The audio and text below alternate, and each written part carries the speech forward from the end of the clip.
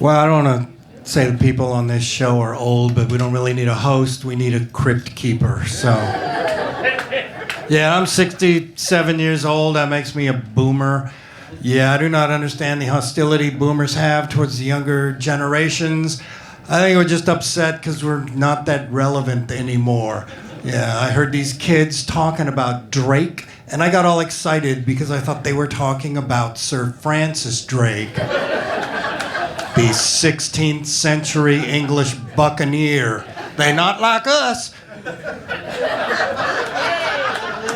Yeah, Francis Drake, by the way, married a 17-year-old girl. A minor! Yeah, there's a big difference between boomers that came of age in the 1960s and those like me that came of age in the 1970s. 1960s is incredibly transformative, turbulent decade, and the 1970s were not. Let me put it this way. My older brother and his friends debated whether to go to fight in Vietnam. They debated the ethical responsibilities of white people to support the civil rights movements for African Americans and other marginalized communities. My friends and I debated which one of Charlie's Angels was the hottest. Yeah, you grew up in the 70s, like the 60s just cast this immense shadow, you know, like they say FOMO, fear of missing out. We didn't have that. We just had Mo, missed out.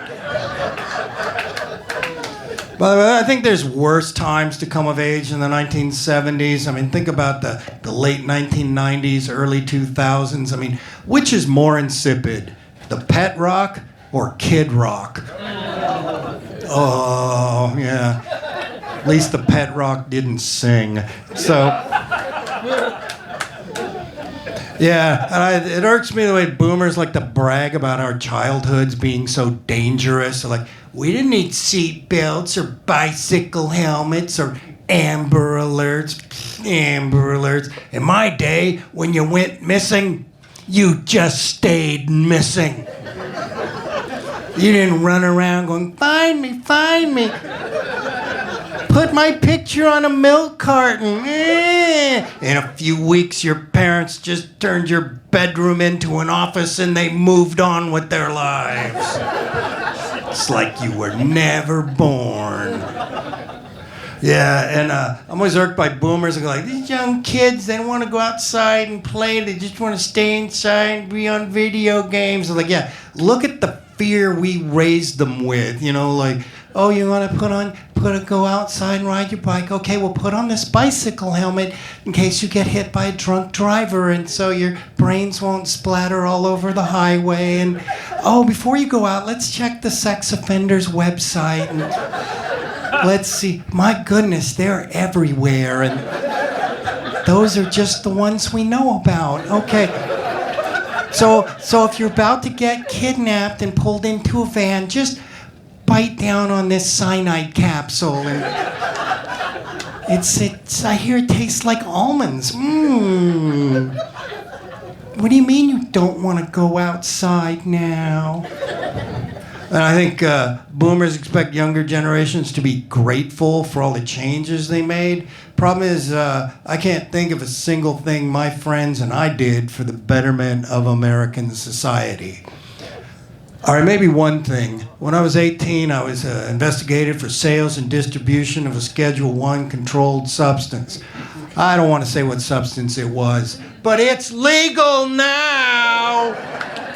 You're welcome. Enjoy your gummies, millennials. Yeah, I may be a boomer, but I like know most social media. I don't say, hit you up on FaceSpace or something like that. But there's a lot of dating apps, and I was really confused. I asked my nephew, and he goes, download the Grindr app. Yeah, you guys know what the Grindr app is? Yeah, I didn't. First thing I see is this man in a red Speedo, and I thought, God, what an idiot. Dressed like that, he's never gonna find a woman. Am I right, ladies? Well, I guess I'm done now.